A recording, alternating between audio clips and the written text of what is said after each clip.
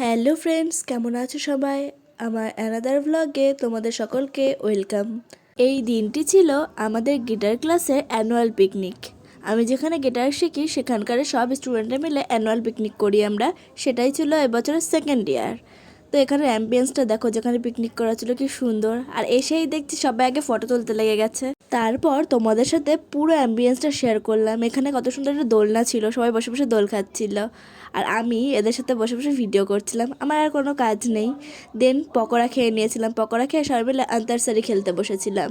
দেন গানের লড়াই খেলা কমপ্লিট করে চলে এসেছিলো আমাদের কফি খেয়ে চলে এসেছিলাম আমি একটু দোল খেতে, কারণ দিল তো বাচ্চা হে জি।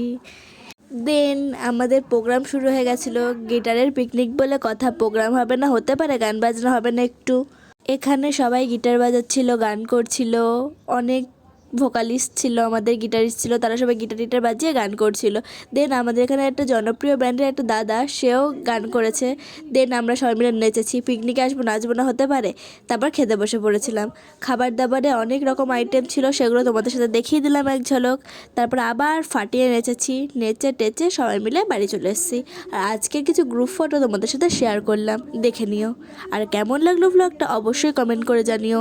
আর নেক্সট ভ্লগকে দেখা হবে আবার।